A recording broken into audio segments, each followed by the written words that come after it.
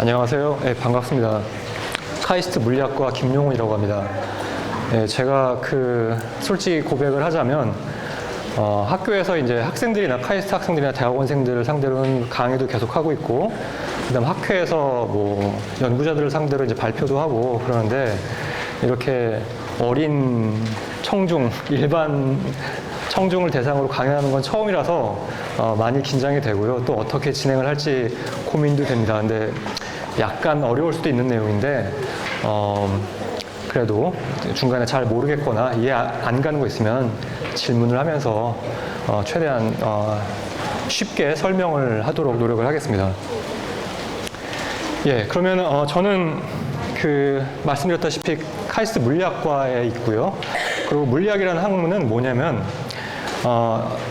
한자로 풀어보자면 물은 사물 할 때 물이고 리는 이치할 때 이치입니다. 그러니까 이치할 때 이입니다. 그래서 그 사물의 이치를 연구하는 학문이라고 생각을 하시면 되겠는데, 그러면 사물의 이치를 연구한다니까 아주 심오하고 어려운 학문인 것 같잖아요. 그래서 좀 더 구체적인 개념을 얻으려면 어떤 학문이 뭘 하느냐를 가장 쉽게 파악을 하려면 대학교 가서 전공 과목에서 뭘 배우느냐를 보시면 됩니다. 그래서 여러분들 혹시 이 중에서도 나중에 커서 이제 나는 물리학자가 될 거야, 그런 꿈을 갖고 계신 분들이 있을지 모르겠는데, 어린이들이 물리학과에 입학을 하면 처음에 1학년 때 교양 과목을 듣고 2학년 올라가서부터 전공 수업을 듣는데요. 물리학과에서 가장 중요한 전공 수업이 4개가 있습니다. 보통 이제 물리학과 학생들은 4대 역학이라고 부르는데요. 처음에는 2학년 때 고전역학을 배우고요. 그 다음에 전자기학이라는 걸 배우고, 그 다음에 양자역학, 통계역학들을 배웁니다.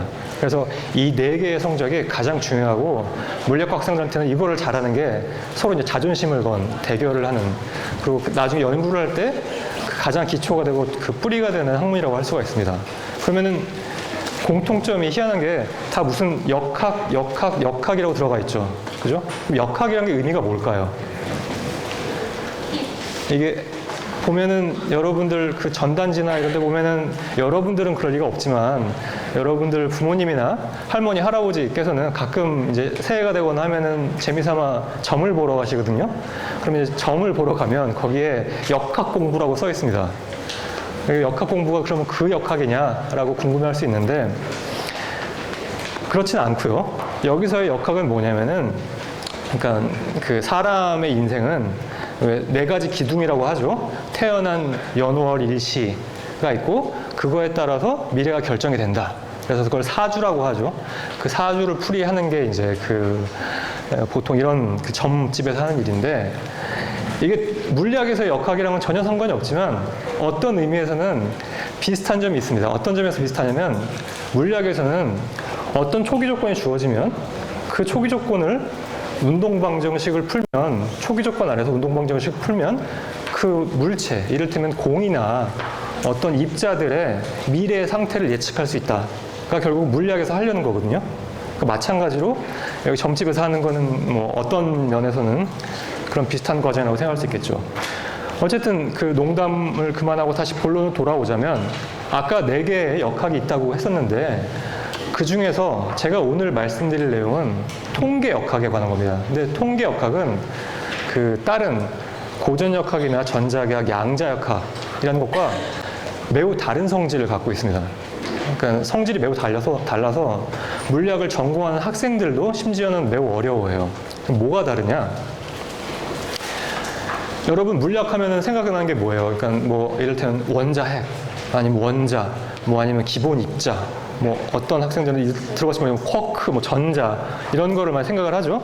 그러니까 생각을 해보면 우리 몸은 기관들로 구성이 되어 있습니다. 심장, 뭐 허파, 장기, 이런 그런 기관들이 있고, 그것들을 더 쪼개서 들어가 보면, 자세히 보면은 세포란 걸로 이루어져 있고요.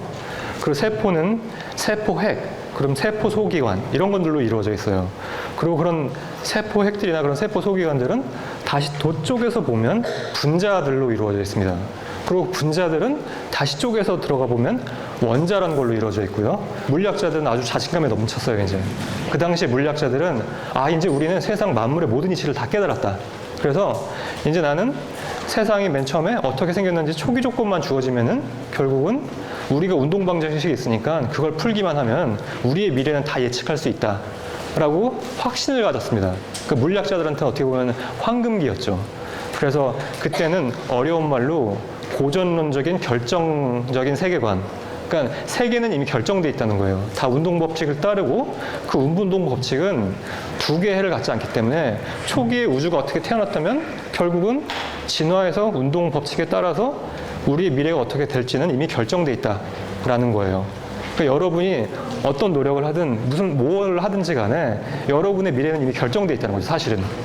그러니까 어떻게 보면은 매우 단선적이고 그리고 그 분명한 아주 그 선명한 논리지만 어떻게 보면은 물리학자들한테는 그 세계를 이해하는데 너무 자신만만한 그 세계관을 가지게 된 그런 계기가 됐습니다. 그런 다음에 이 통계역학이라는 게 태동을 한 게 뭐냐면은 여러분 산업혁명이라는 걸 혹시 들어봤나요? 산업혁명이란 게 18세기, 17세기, 18세기를 지나면서 있었는데 그 전까지는 사람들이 밭에 가서 일을 하면서 사람의 노동력으로 뭐 농작물을 재배를 하고 어딜 가거나 사람들을 같이 그 이를테면 말 같은 걸로 수레를 끌게 하거나 그러한 노동력을 이용해서 동물이나 사람의 노동력을 이용해서 생산을 했어요. 근데 그 증기기관이라는 게 개발되면서 사람들이 직접 노동하지 않아도 어딘가를 여행할 수 있게 되고 그 증기기관이 사람 대신 일을 해주게 된 거예요. 그러니까 지금 마치 AI나 아니면 양자혁명 여러 가지 신기술들이 여러분들 TV에서 많이 방송이 되잖아요. 그런 것과 비슷하게 마찬가지로 그때 그 증기기관이란 것 또는 열기관이란 것은 정말 새로운 획기적인 그런 그 발견이었습니다. 그럼 물리학자들이 어떻게 생각하겠어요? 아, 우리는 이제 세상의 모든 법칙을 기술할 수 있는 운동 방정식을 알고 있으니까 이 열기관이란 것도 우리가 한번 이해를 해봐야겠다라고 생각을 하겠죠. 그래서 그 열기관을 이해하기 위해서 연력학 법칙이란 거를 발견하게 됩니다. 그래서 그 과정에서 열기관을 이해하기 위해서 연력학 법칙이란 거를 발견을 했고 그 연력학 법칙을 발견하고 좋아해서 곰곰이 생각을 이제 좋아한 다음에 곰곰이 생각을 해보다 보니까 우리가 기존에 알고 있던 물리학의 그 운동 법칙과 기본 법칙과 하나도 맞지가 않는 거예요. 상충되는 부분이 있는 겁니다. 자, 그게 뭐냐? 아, 이건 너무 어려운 내용일 것 같은데 그 연력학 제2법칙이란 거를 여러분들이 이해할 수 있는 수준으로 가장 간단하게 얘기를 하면 이런 거예요. 여러분들 그 아버지나 어머니가 이제 차를 모시잖아요. 그럼 차를 타고 가죠. 차가 어떻게 앞으로 가나요? 엑셀을 밟으면 어떻게 하기 때문에? 차에 뭐가 있기 때문에 가죠? 엑셀을 밟으면? 엔진이 있죠. 차에는 엔진이라는 게 있죠. 그래서 차에는 엔진이라는 게 있는데 그 엔진이란 건 무슨 역할을 하는 거냐면은 결국에는 여러분들이 차를 몰다가 가끔씩은 기름이 떨어지면 기름이 떨어진다고 보통 얘기를 해요. 그래서 그럼 주유소에 가서 기름을 넣죠. 그러면 그 기름이랑 공기를 섞어서 폭발을 시킵니다. 엔진이란 곳에서. 그래서 폭발된 힘으로 그 바퀴를 굴리는 거예요, 결국은. 그리고 그 폭발된 힘의 나머지를 뒤에 보면은 그 차 뒤에 배기가스를 배출하는 구멍이 있는데 그 구멍을 통해서 이제 남은 열을 버리게 됩니다. 이게 자동차가 굴러갈 수 있는 그리고 모든 엔진이 일을 하는 기본적인 그 아주 간단한 설명입니다. 그리고 이거에서 벗어나는 엔진은 없어요. 그러면 구성 요소는 뭐가 있냐면은 뭔가가 폭발을 해야 되고 그리고 그러면 이제 폭발한 힘으로 이렇게 바퀴를 굴리고 나머지 열은 버리게 된다는 거죠. 그러면은 그걸 물리학자들은 어떻게 이해를 하냐면은 여기 폭발을 했다라는 거는 뭔가 뜨거운 공기가 생겼다는 거죠. 그럼 뜨거운 공기에서 에너지를 받아서 열을 받아서 일부분으로 일을 하고 나머지는 배기가스로 버리게 된다라는 거예요. 그래서 그러면 그 엔진이 얼마만큼 일을 할 수 있는가를 우리가 기술을 할 수 있는데 그걸 살펴봤더니 그 엔진의 효율이라는 거는 이렇게 기술된다는 거고, 그러니까 이 얘기 뭐냐면은 만약에 여러분 꿈의 기관이란 건 뭐겠습니까? 만약에 열 효율이 100%인 기관을 만들면 여러분들은 아마 엄청나게 큰 부자가 될 거고 세상 모든 문제는 반 이상은 해결될 거예요. 아마 그 대부분의 에너지를 무진장 생산을 하고 그리고 아주 싼 가격에 우리가 이런 에너지를 공급하거나 일들을 할 수가 있기 때문에 근데 이 법칙을 가만히 보면은 그 연료율이 100%가 될 수가 없다는 거예요. 왜냐하면 연료율이 100%가 되려면 여기 위에 있는 분자가 0이 돼야 되는데 이게 분자가 0이 돼야 되는데 그 의미는 뭐냐면은 배기가스로 어떠한 뜨거운 열기를 내보내면 안 된다는 겁니다. 그 얘기는 뭐냐면은 차가 폭발을 하긴 했는데 뒤에 배기가스로 나오는 공기가 대기 온도보다 오히려 차가운 공기가 나와야 된다는 거예요. 근데 차들 보면은 뒤에 여러분들 위험하니까 만져보면 안 되는데 근데 그 근처만 지나가도 여름에는 뜨거운 공기가 거기서 폴폴폴폴 나온다는 걸 느낄 수가 있어요. 근데 그거를 매우 차갑게 만들 수 있으면 거기서 그래서 열기가 하나도 나오지 않게 만들 수가 있으면 여러분들은 꿈의 기관인 연료율이 100%인 기관을 만들 수가 있다는 거고 실제로 그런 기관은 존재할 수가 없다라는 게 연력학 제2법칙이 말을 하는 겁니다. 그리고 또 다른 얘기는 왜 그러면은 기름을 폭발을 시켜야 될까요? 폭발을 안 시키고 하면은 뭐 차도 좀 조용할 것 같고 뭐가 폭발하니까 여러분 차를 타면 항상 붕붕붕붕 소리가 나죠. 그 붕붕붕 소리가 나는 건 뭐냐면 그만큼 그 연료가 폭발을 하고 있다는 얘기거든요. 근데 폭발을 안 한다는 얘기는 여기서 그 엔진에 있는 공기의 온도가 뜨겁지 않다는 얘기죠. 폭발을 하니까 뜨거워진 건데. 근데 만약에 엔진의 온도가 뜨겁지 않으면, 즉 우리의 이 방 안의 온도와 같으면 무슨 일이 벌어지냐면 여기 있는 두 개의 온도가 같아지게 됩니다. 그러니까 배기가스로 배출하는 온도나 엔진에 있는 온도나 공기의 온도나 똑같다면 여기가 1이 되기 때문에 열 효율은 0이 돼요. 그래서 그런 엔진은 이 일을 할 수가 없습니다. 그러니까 우리가 폭발하지 않고, 즉 뜨거운 데서 뭔가 열원을, 에너지원을 받지 않는 엔진은 만들 수가 없다라는 게 또한 연력학 제2법칙이에요. 그렇기 때문에 과학자들이 어쩔 수 없이 매우 위험해 보이고 시끄럽고 환경 문제도 일으키고 매우 불편하지만 그렇게 가솔린이란 거를 태워서 폭발을 시키는 엔진을 만들 수밖에 없는 겁니다. 그리고 이거는 연력학 제2법칙의 기본적인 폼이고, 그러니까 형태고, 이거를 좀 더 우아한 형태로 표현하면 여러분들 들어갔을지 모르겠지만 어떤 닫힌 개, 하나의 고립된 개가 있으면, 전체 시스템이 있으면 그 개에 엔트로피라는 양이 있는데 그 엔트로피는 절대 감소하지 않는다라는 겁니다. 그게 아까 말했던 열 효율 또는 열 엔진의 연력학 제2법칙을 기술하는 또 다른 말이에요. 그러면은 결국 엔트로피라는 게 감소하지 않는다라는 이 명제가 연력학 제2법칙으로 주어져 있으면 행복해요, 나는. 그걸로 이제 엔진을 다 설명할 수 있고 열 효율도 설명할 수 있고 우리가 어떤 엔진을 설계했을 때 그 엔진이 얼마만큼 일을 할 수 있는지, 어느 정도 일을 할 수 있는지, 자동차 회사한테는 그게 매우 중요한 일이거든요. 우리가 엔진을 설계했는데 그 엔진이 효율적이어서 기름을 덜 먹고 똑같은 양의 기름을 주유를 했을 때도 더 먼 거리를 가는 게 자동차 회사한테는 이익이 되겠죠. 그죠? 그런 자동차를 잘 팔릴 테니까. 그래서 그런 걸 계산하는 게 매우 중요한 일인데, 그거의 결론은, 또 다른 얘기는 엔트로피가 감소하지 않는다. 그래서 우주라는, 또는 우리 지구상에서의 엔트로피는 항상 증가만 한다라는 게 또 다른 결론이라고 한다면, 이게 우리가 앞에서 말했던 고전역학 또는 전자기학 또는 다른 물리학 법칙들과 뭐 문제가 없을 것 같아요. 그죠? 다른 문제가 없을 것 같은데 매우 큰 문제가 생깁니다. 그러니까 철학적인, 양립할 수 없는 문제가 생겨요. 뭐냐? 미안합니다. 여러분들 수식을 갖고 얘기하는 자리가 아닌 줄 몰라서 수식을 준비를 했는데, 이게 아까 그 뉴턴이라는 선생님이 발견을 하신 운동 법칙이에요. 그래서 대학교 학생들은 이거를 풀어야 돼요. 이거를 갖고서 대학에서 매우 이제 1학년이 되면은 저걸 어떻게 풀까 하고서 그런 거를 배웁니다, 계속. 그리고 그거를 결국 좀 확장된 형태로 4년 내내 좀 더 어려운 문제를 조금씩 더 풀게 되는 거죠. 보면은 이 운동 방정식이라는 게 이렇게 주어져 있는데, 수학적인 형태로, 이 수학적인 형태를 가만히 보면은 여기 T라는 게 있죠. 이게 이제 영어로 T라는 건데, 여러분들 요즘 영어는 아나요? 알파벳은? 이게 T라는 건데, 이게 뭘 나타내냐면은, 물리적인 의미는 시간을 나타내는 거예요. 우리의 시간. 여기 X라는 거는 입자의 위치를 나타내는 거예요.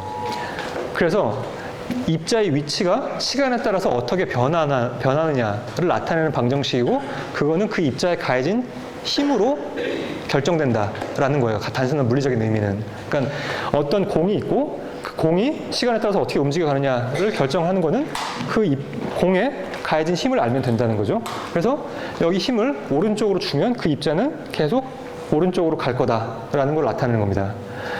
근데 이 t를 만약에 마이너스 t로 바꾸면 어떻게 될까요? 여기 부모님들은 아마 아실 텐데, 고등학교 때 이제 수학이라는 과목을 들으셨을 테니까 여기 제곱이 있죠? 제곱이 있으니까 마이너스란 양을 제곱을 하면 뭐가 돼요? 플러스가 되죠, 다시. 그래서 운동 방정식이 변하지가 않아요. 그러면 t를 마이너스 t로 바꿨을 때 운동 방정식이 변하지 않는다는 게 무슨 의미냐면, 여러분 타임머신 같은 거 생각해 봤죠? 시간을 거꾸로 가는. 그러니까 만약에 시간을 우리가 거꾸로 뒤집는다 하더라도 우리가 보는 운동 방정식은 변하지 않고 같은 결과를 준다는 거예요. 그러니까 이게 무슨 얘기냐면은, 우리가 시간이 흘러간다는 걸 알잖아요. 지금도 7시 10분, 11분, 12분 이렇게 흘러가죠. 근데 그때 바라본 세상이나 물리학적으로 바라본 세상이나 거꾸로 7시 9분, 8분, 7분 이렇게 시간이 줄어드는 걸 바라보는 세상이나 똑같다는 거예요. 근데 이게 이상한 건가? 맞는 건가? 좀 의문이 들죠. 자, 그러면 제가 간단한 예를 들어보겠습니다. 우리가 여러분들 혹시 당구라는 운동 경기 알아요? 네? 당구. 재밌어요. 아, 당구를 칠 줄 알아요? 네, 약간. 아, 그 당구란, 놀랍네요. 초등학생처럼 보이는데 당구를 칠 줄 안다니. 그 당구란 경기가 뭐냐면, 그 어른들도 하고 요즘엔 이제 더 어린 학생들도 하는 모양인데, 공을 맞추는 거예요, 막대로. 그래서 공 2개가 있으면은 한쪽 공을 막대로 칩니다. 그러면은 다른 쪽 공에 가서 맞죠. 그러고서는 그 공이 운동량이라는 걸 교환을 하고 이게 튕겨 나가게 돼요. 그러니까 그거를 궤적을 그리면 다음과 같은 겁니다. 이런 식으로 2개 움직이던 공이 와서 서로 충돌을 하고 되튕겨져 나가겠죠. 이건 뭐 당연한 거죠, 그죠? 여러분 야구공 같은 걸 벽에 던지면, 고무공 같은 걸 던지거나 테니스공을 던지면 벽에 맞고 튕겨져 나오잖아요, 그죠? 그런 현상을 다 아까 보여줬던 그런 그 운동 방정식으로 기술을 할 수가 있습니다. 근데 여러분 당구공의 운동을 만약에 테이블 위에서 당구공의 운동을 위에서 찍어갖고서는 이렇게 튕겨져 나간 운동을 녹화를 했어요. 핸드폰으로 이제 비디오를 찍었어. 그리고 그 비디오를 거꾸로 틀면 어떻게 될까요? 아까 보니까 그 도입 강연에서 화면을 거꾸로 보는 우리가 훈련을 했었잖아요. 그러니까 그렇게 공간적으로 뒤집는 거 말고 시간적으로 뒤집는 거예요. 그러니까 당구공이 와서 충돌했다가 이제 튕겨져 나가는데 그 궤적을 찍은 다음에 그 비디오를 거꾸로 리와인드를 하는 겁니다. 그럼 그걸 우리가 이상하다고 느낄까요? 안 이상하다고 느낄까요? 전혀 안 이상하다고 느낍니다. 이게 그 다음인데요. 이게 아까 보여준 궤적을 반대로 보여드린 거거든요. 그러면은 이것 자체도 우리의 직관 또는 우리가 알고 있는 뭐 경험한 법칙들과 전혀 어긋나지 않아 보여요. 왜냐면은 이게 뉴턴 선생님이 발견했던 운동 방정식이 원래 세상은 이래야 된다라고 기술을 한 거예요. 그리고 또 다른 예로 이거는 제가 직접 그 컴퓨터 시뮬레이션 코드를 짜서 결과를 얻어서 무비로 만든 겁니다. 이건 뭐냐면은 여러분들 물리학자들은 여러 가지 모형을 만드는데 고분자라고 해서 입자들이 용수철로 연결되어 있는 이상적인 고분자 모형을 만들고, 하나는 이 한쪽 끝에 우리가 이렇게 늘어나 있는 고분자 모형에다가 한쪽 끝에다가 이 구슬이 꿰어져 있는데 힘을 이쪽 방향으로 줘서 얘를 당기는 거예요. 그리고 한 비디오는 원래는 이렇게 줄어들어 있던 고분자 모형을 반대 방향으로 힘을 줘서 얘를 늘린 다음에 그걸 비디오로 녹화를 한 다음에 거꾸로 튼 겁니다. 지금 제가 거꾸로 보여드린 겁니다. 그러면은 여러분 그거 2개를 구별할 수 있을지 없을지 한번 봐주세요.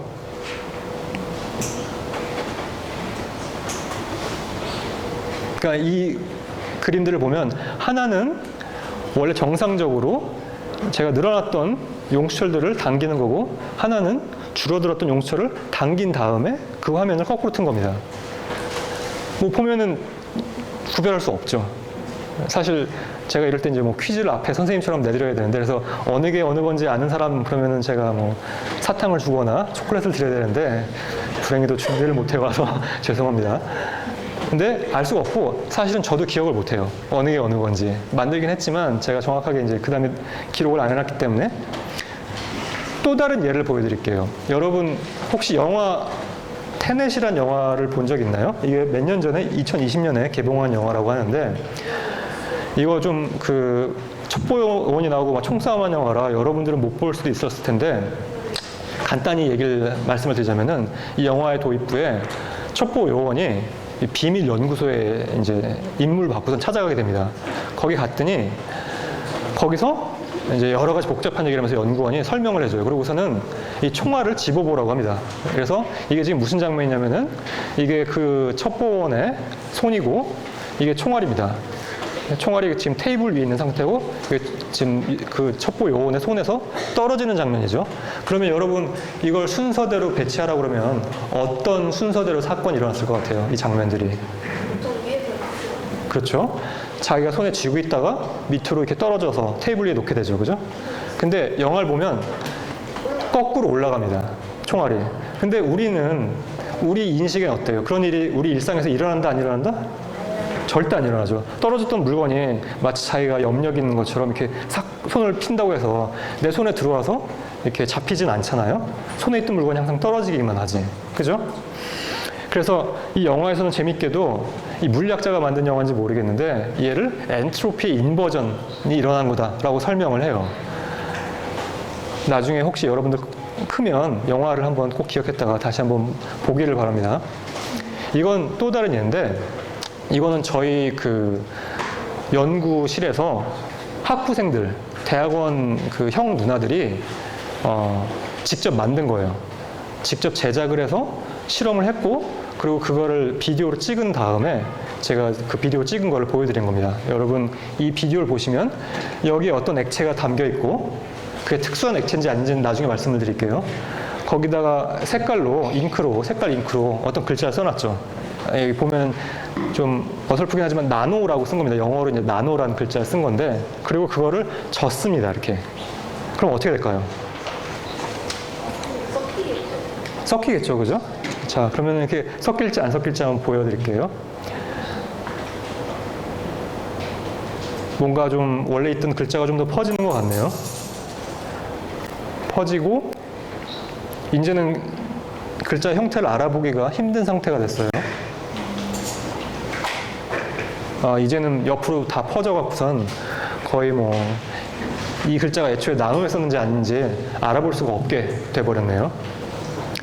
그런데 그 다음에 반대로 돌립니다. 얘를 반대로 젓습니다. 그러니까 시계 방향으로 젓다가 반시계 방향으로 젓는 거예요. 이를테면. 그럼 우리가 알고 있는 세계는 어때요? 잉크를 물에 넣고 이렇게 저으면, 풀면 그 풀어졌던 거는 반대로 걔를 젓는다고 다시 잉크가 모이지 않죠. 그죠? 근데 마치 마술처럼 어떻게 됐습니까? 원래 상태가 돌아왔죠. 근데 이게 보면 가끔 이거는 제가 학회에서 전공자들, 연구자들한테도 보여드리는 영상인데, 그러면 누군가가 꼭 질문을 해요. 저거 반만 찍고선 테이프 리와인드해서 붙인 거 아니냐. 그래서 제가 옆에다가 그 시계를 놓고 찍어라 라고 학생들한테 이렇게 미리 얘기를 했습니다. 그러니까 이거는 뭐냐면은, 어떻게 보면은 우리가 애초에 보여드렸던 운동방향 정식과 마찬가지로, 우리가 적절하게 조건을 잘 맞추면 애초에 초기 조건으로 돌아갈 수 있다는 거예요. 그죠? 그리고 그거는 시간의 방향성이 없기 때문에 우리가 애초에 그 모든 물체의 궤적, 그리고 운동 상태는 우리가 시간을 정하기만 하면 시간을 순방향으로 갈 수도 있고 역방향으로 갈 수도 있다라는 거예요. 그런 능력이 우리한테 있는 거예요. 원래 물리학 법칙에 따르면. 근데 우리는 이걸 매우 이상하게 생각하죠. 그리고 이런 일이 안 벌어진다고 생각하죠. 그리고 이런 일이 벌어지면 여러분들은 당연해 라고 생각하지 않고 뭔가 속인 것 같은데, 아니면 마술 같은데 라고 생각을 하겠죠. 그러면은 여기서 그 어른들이 흔히 얘기하는 딜레마란 거에 빠지게 됩니다. 즉, 두 가지 사실이 충돌을 하게 되는 건데요. 하나는 뉴턴 선생님의 운동 법칙에 따르면 시간은 앞으로 가든 뒤로 가든 상관없어. 가 하나의 우리가 알고 있는 사실이고, 물리학자들이 알고 있는 사실이고, 또 다른 우리가 관찰하는 세계는, 그리고 그러한 사실은 아까 보여드렸던 그 영상, 잉크를 섞는 영상이나 또는 고무줄을 당기는 영상들도 마찬가지죠. 그러한 뉴턴의 운동 방정식에 부합되는데, 그러지 않고 우리가 알고 있는 세계들은 어때요? 제가 방금 말했던 거를 또 다른 얘기로 풀어보자면, 여러분 중에, 그러니까 우리가 물컵에다 잉크를 풀었을 때 어떤 경우는 그 잉크는 퍼지지만, 물속에서 퍼지지만 똑같은 확률로 어떻게 된다? 퍼졌던 잉크가 스스로 다시 잉크방울로 뭉치기도 해야 된다는 거예요. 그것 또한 일어나야 된다는 거고, 그리고 우리는 어떻게 됩니까? 뜨거운 커피가 있으면은 시간이 지나면 식죠. 근데 마찬가지로 식은 커피가 있으면은 뜨거워질 수 있는 가능성도 똑같이 존재한다는 거예요. 그리고 우리는 나이 들면서 어떻게 돼요? 여러분들도 커가고 여러분들의 부모님들도 더 나이 드시게 되잖아요. 그죠? 그러니까 우리는 시간이 지날수록 늙어지기만 해요. 근데 뉴턴의 운동 법칙에 따르면 우리는 똑같은 확률로 젊어지는 사람도 있어야 돼요. 근데 그런 경우는 없죠. 여러분들이 더 젊어지거나 어린아이가 되거나 부모님들이 뭐 흰머리가 없어지거나 하진 않아요. 그죠? 염색을 할 수는 있을 뿐. 그러면은 이 두 가지가 충돌을 하는 거예요. 우리가 알고 있던 기본적인 물리 법칙과 우리가 일상생활에서 늘 경험하는 게 충돌을 하는 거예요. 그리고 통계 물리학은 후자의 편을 들어줍니다. 통계 물리학은 이 엔트로피가 감소하지 않는다는 거는, 또 다른 말로 풀어보자면, 내가 생략한 말이 있는데 엔트로피는 시간의 지남에 따라서 감소하지 않는다는 거예요. 뭐에 따라서 감소하진다가 아니라 시간이 지나면서 감소하진다기 때문에 연력학 제2법칙이라는 것은 시간의 방향성이 있다라고 말해줍니다. 그러니까 어떤 양이 증가를 하기 때문에 계속 엔트로피가 줄어드는 일은 없다. 그러니까 우리가 젊어지는 일, 더 어려지는 일이 없듯이 엔트로피가 줄어드는 일은 없다.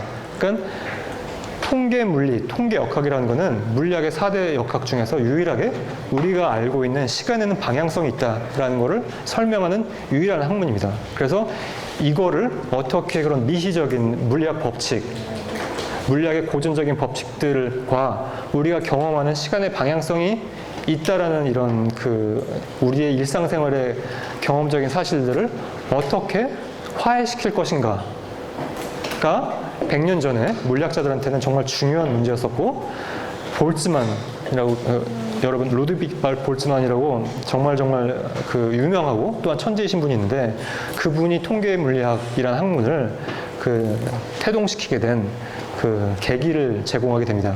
근데 흥미로운 건 뭐냐면, 볼츠만 선생님도 이 문제를 정확히 풀지 못했어요. 그냥 어떠할 거다라고 가설을 제안하긴 했지만, 지금 물리학자들도 이러한 미시 법칙들에서부터 정확히 어떻게 돼서 지금 우리가 알고 있는 시간의 방향성이 생겼나를 완전히 가설 없이 풀어내진 못하고 있습니다. 아직까지도 이거는 물리학의 가장 근원적인 질문 중에 하나입니다. 그러니까 여러 가지 그걸 설명하는 가설들이 있긴 하지만 그거에 대한 정답은 아직 못 찾은 거다라고 생각을 하시면 될 겁니다. 자, 그래서 그렇게 통계 물리가 시작된 거고, 그럼 통계 물리가 시작됐으면은 20세기의 통계 물리라는 것도 이제 발전을 했고, 제가 말씀드리려는 건 뭐냐면, 이제 그거는 우리가 통계 물리가 어떻게 시작되었는지를 봤으니까, 그럼 앞으로 통계 물리라는 거는 어떻게 전개될 것인가, 그리고 이 통계 물리가 왜 재밌고 중요한가를 설명을 드리려고 하는 건데, 통계 물리는 아까 무슨 특징이 있다고 그랬어요? 얘들이 뭐 원자로 이루어져 있느냐, 원자 핵으로 이루어져 있느냐, 이렇게 쪼개서 들어가는 근원을 보는 그런 특성이 없다고 그랬죠.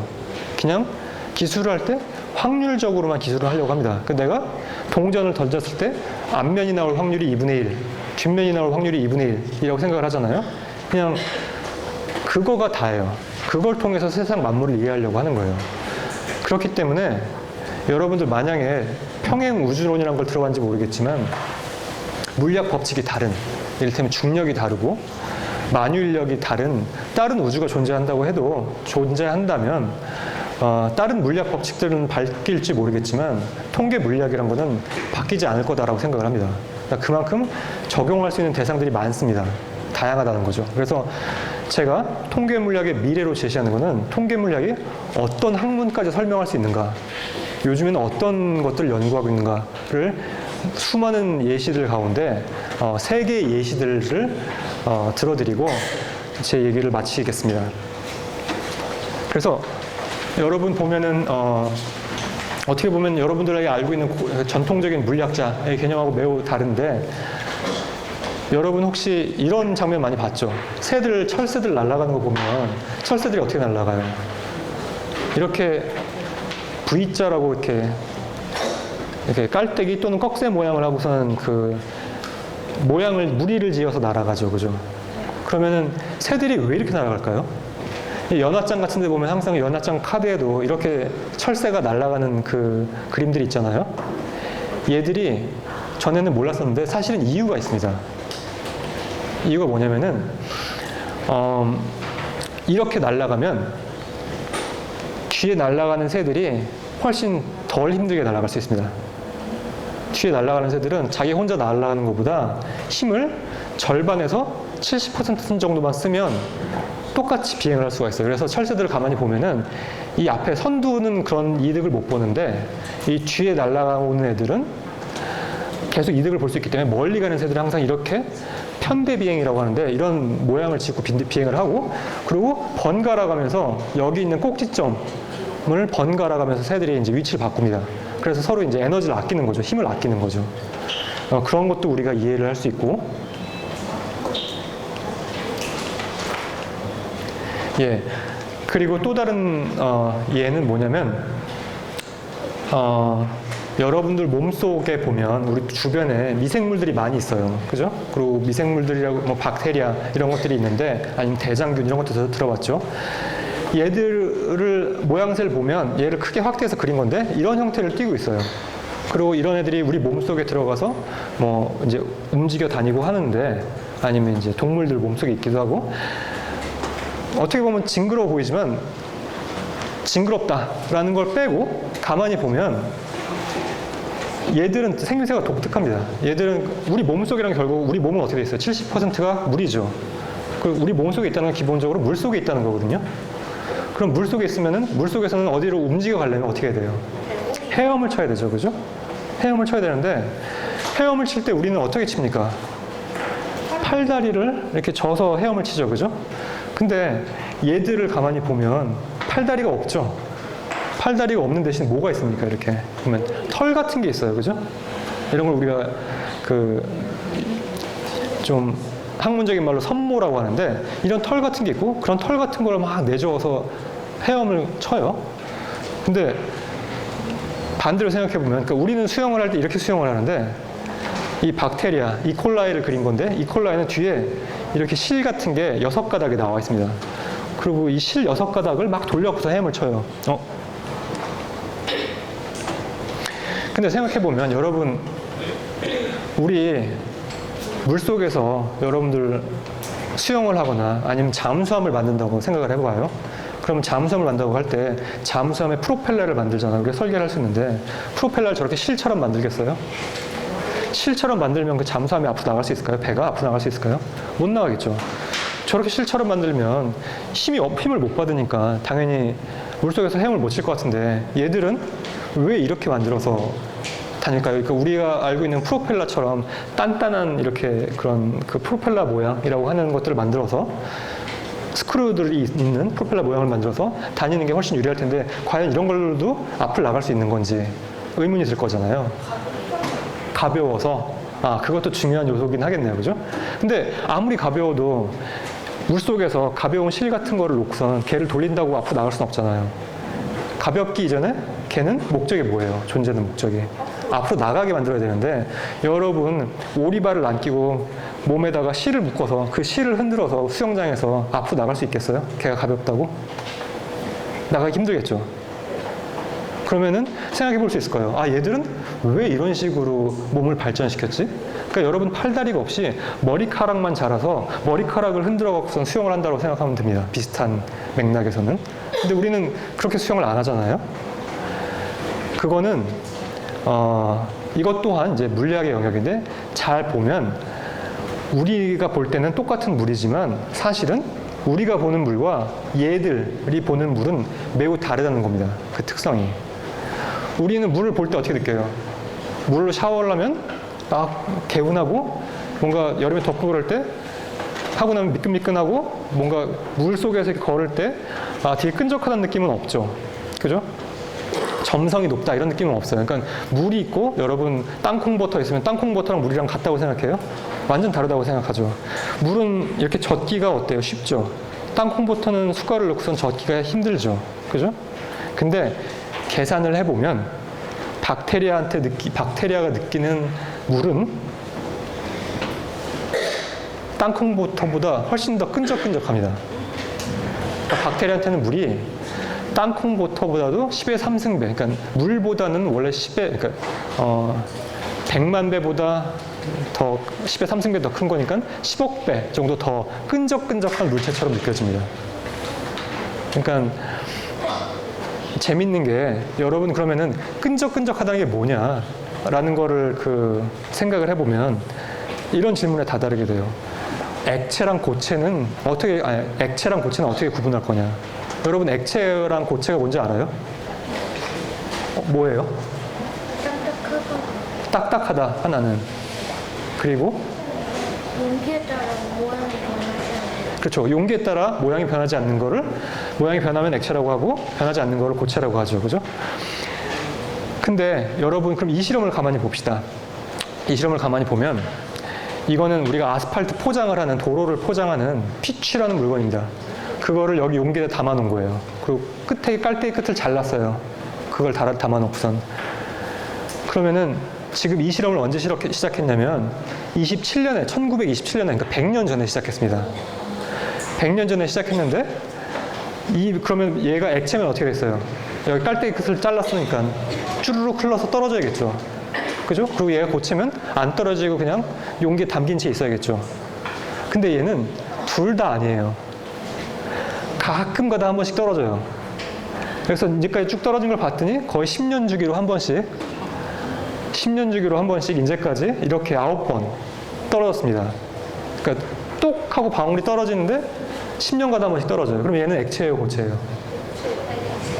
액체인데 순간적으로 보면은 우리가 그냥 하루만 관찰을 했다 그러면 얘는 전혀 변하지 않거든요, 모양이. 그럼 고체처럼 보이겠죠. 그죠? 그러니까 이 실험을 디자인한 분은 이제 유명한 상을 받았었는데 우리가 언뜻 보기에 고체처럼 보이는 것도 사실은 액체라는 거고 결국은 그게 액체냐 고체를 판별할 때 중요한 성질 중에 하나가 얼마나 끈적끈적하냐. 얘는 매우 끈적끈적하기 때문에 사실은 그렇게 방울이 쉽게 떨어지지 않는 거예요. 생각해보면 엿 같은 거 생각해보면 알 수 있죠, 여러분. 엿이 있으면 엿이 녹으면 끈적끈적하게 달라붙잖아요. 물처럼 쉽게 떨어지지 않고. 그러니까 그런 상태인 겁니다. 그리고 박테리아는 그런 상황에서 물이 마치 그렇게 느껴지기 때문에 그런 상황에서는 얘가 수영을 하려면 오히려 실 같은 게 더 편한 거예요. 프로펠러보다는. 그렇기 때문에 일부러 얘가 그런 실 모양으로 자기의 추진 기관을 발전시켜 왔던 겁니다. 예. 그리고 또 다른 얘기는 뭐냐면 여러분 우리 몸 속에 세포가 있고 그 전에 여러분들 유전자라는 건 알고 있어요? 유전자라는 건 뭐예요? 알고 있다고 한 어린이 누구 있죠, 아까? 유전자가 뭐예요? 예. 예. 그러니까 여러분들 자라면서 이제 아기 때부터, 그러니까 그 처음에 이제 아기 씨앗이 만나서 여러분의 생명이 잉태될 때부터 여러분이 엄마 뱃속에서 이제 눈, 코, 입이 생기고 팔다리가 생기잖아요. 그죠? 이런 것들이 다 DNA라고 하는 곳에 정보가 저장이 돼 있어요. 그래서 이 아이의 눈은 어떻게 생겨라, 키는 어떻게 생겨라, 뭐 피부 색깔은 어떻게 되라, 뼈는 어떻게 되라, 이렇게 팔 길이는 몇 센치가 되라 이런 것들이 이제 그 유전 정보라는 걸로 DNA 속에 저장이 돼 있고 그 DNA란 건 뭐냐면 여러분들 세포란 몸의 세포의 세포핵 안에 DNA라는 걸로 저장이 돼 있습니다. 그래서 이게 DNA를 확대해서 그린 그림인데 뭐 거기까지는 좋아요. 생물학자들도 다 알고 있는 사실이고 뭐 백과사전 찾아보면 다 나온 얘기입니다. 근데 이건 물리학자들은 좀 삐딱한 시선을 볼 수가 있어요.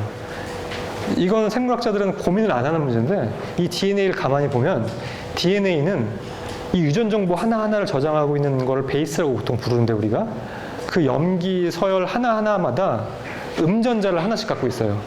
음전하를. 그래서 걔가 뭐냐면은 DNA 하나가 그러니까 10의 마이너스 10승 미터마다 음전하를 하나씩 띄고 있는 거예요. 근데 사람의 염색체는 보통 쫙 펼치면 2m 정도 되거든요. 그러면 음전하가 거의 10억 개 정도가 있는 거예요. 그거를 세포핵만큼 조그만 곳에 몰아놓은 거예요. 근데 이러면 어떤 일이 생기냐면 여러분 마치 자석 같은 양극과 양극, 음극과 음극을 같이 붙이면 어떻게 돼요? 서로 밀쳐내죠, 그죠? 이런 밀쳐내는 힘이 있는데 전하도 마찬가지입니다. 같은 전하들이 있으면 서로 밀쳐내요. 밀쳐내는 힘이 있는데 그런 전하를 10억 개가 넘게 그런 조그만 공간을 가둬놓으면 어떻게 되겠어요? 밀쳐내는 힘이 엄청나겠죠. 그죠? 그래서 물리학자들이 볼 때는 DNA가 우리 세포 속에 그렇게 잘 갇혀 있다는 게 말이 안 되는 상황이에요. 그런 정전기적인 힘, 반발력을 생각해 보면 얘들이 있을 수가 없는 상황이에요. 그래서 실제로 물리학자들이 몸속에 좀 컨디션을 쫙 바꾸면 이게 지금 그런 DNA들이 또는 RNA들이 조그만 공간에 이제 잘 패킹이 돼서 이렇게 구겨져 있는 모습인데 공간을 쫙 바꾸면 얘가 뭐냐면 이제 바이러스인데 바이러스가 원래 그 DNA 조각들을 그 조그마한 머리에 이렇게 감고 있습니다. 안에 이제 포함을 하고 있어요. 그러다가 여러분 코로나 때문에 우리가 고생을 많이 했잖아요. 그 코로나 바이러스가 뭐냐면 이런 DNA 조각들을 갖고 있다가 우리 몸의 세포에 딱 그 붙게 되고 달라붙게 되고 달라붙으면 그 몸 여기 속에 포함하고 있던 DNA 조각들을 세포 안으로 이제 밀어 넣는 겁니다. 그래서 우리가 세포가 감염이 되는 건데 그러면은 이 바이러스란 것도 역시 DNA 조각을 갖고 있으니까 그거를 잘 담고 있어야 되잖아요. 그죠? 그러니까는 역시 똑같은 아까 음전하들을 갖고 있고 그런 정전기적인 반발력을 경험하겠죠.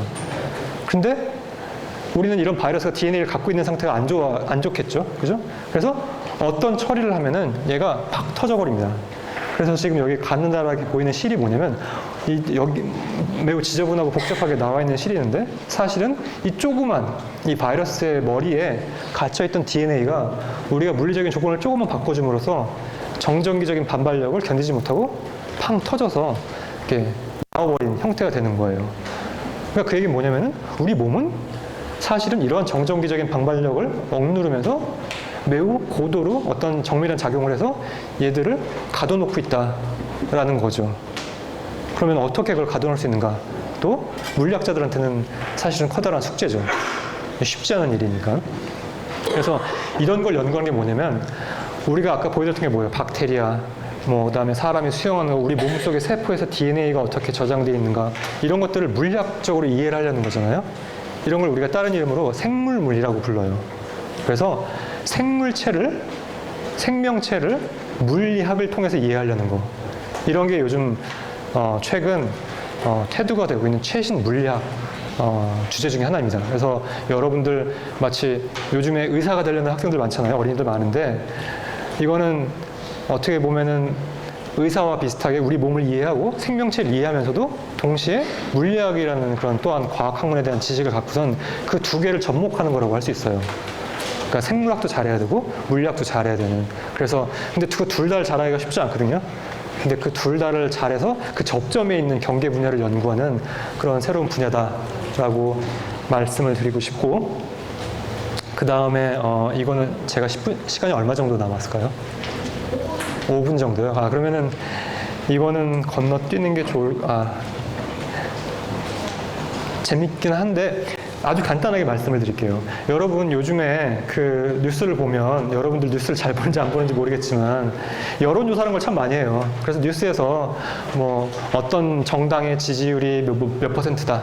그리고 누구에 대한 뭐 지지율이 올랐다 내렸다 이런 얘기를 많이 하죠. 그래서 뭐 누구에 대한 지지율은 뭐 60%고 뭐 이거는 표준 편차 얼마에 뭐 신뢰도 몇 %로 우리가 조사를 했다 이런 얘기를 하죠.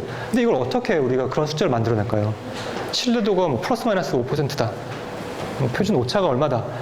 신뢰도 95%에 뭐 오차가 플러스 마이너스 3%다, 5%다. 이런 걸 어떻게 말을 할 수 있을까요? 이거는 여러분들 나중에 되면 배울 텐데, 이제 대학에 가서 배울 텐데, 그거는 사실은 우리들 각각이 이루는 의견들이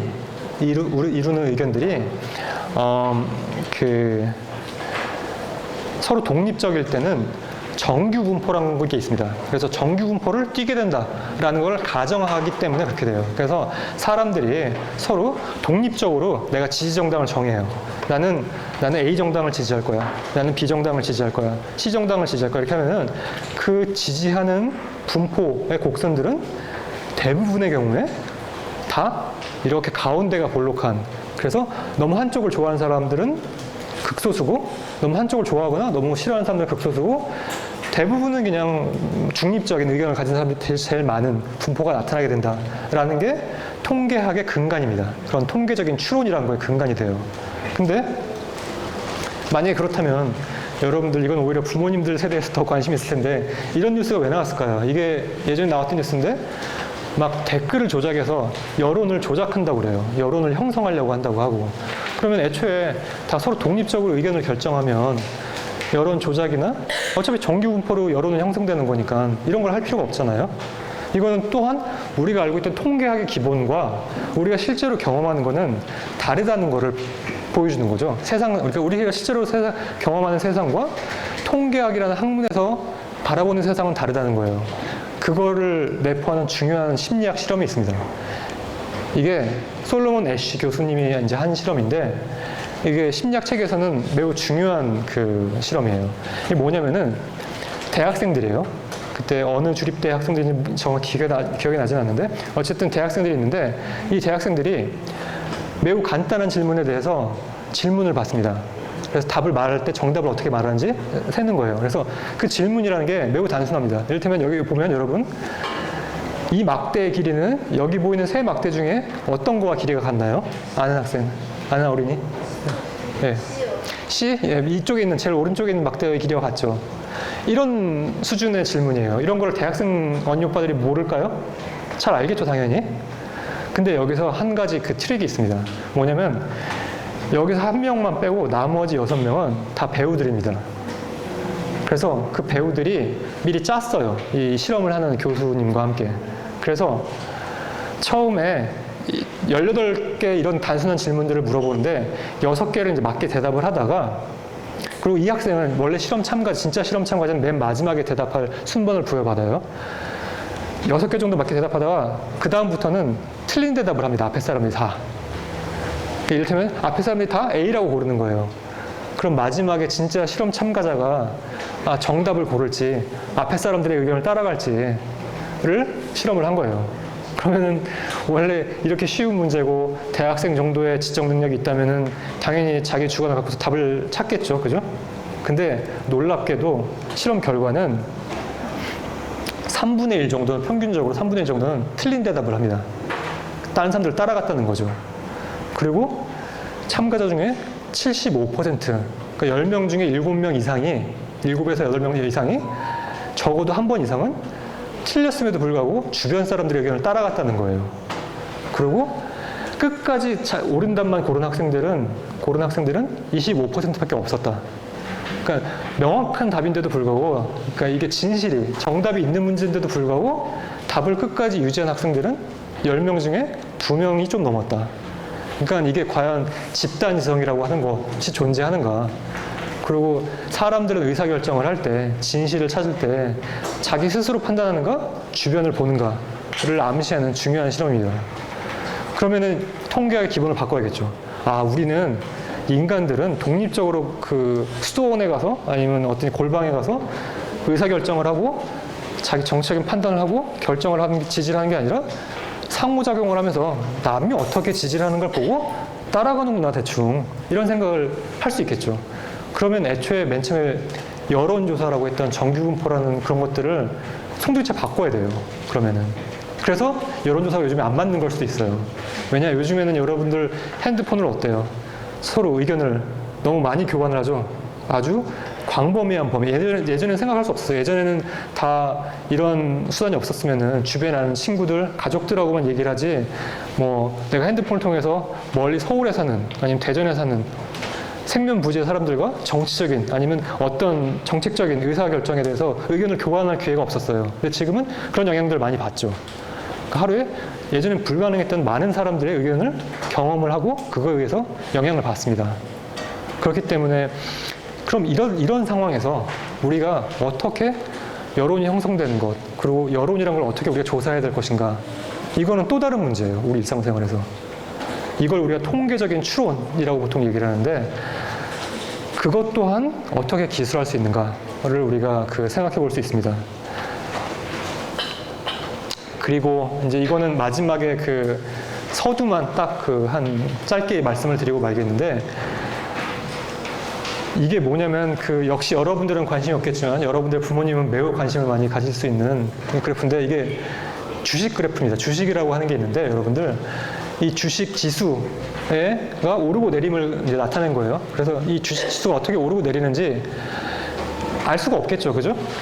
이거를 우리가 학문적인 용어로 뭐냐면은 무작위적인 걸음이다, 무작위적인 행태다라고 해요. 그러니까 이걸 랜덤 워크라고 하는데, 그러니까 얘가 갈짓자로 걷기 때문에 걔의 미래를 예측하기 힘들다는 거죠. 그러니까는 얘는 한 방향으로만 계속 가면 오히려 예측하기가 쉬운데, 계속 무작위적으로 갈짓자 걸음을 하기 때문에 이 주식이 내일 오를지 내릴지 맞추기가 힘들다는 겁니다.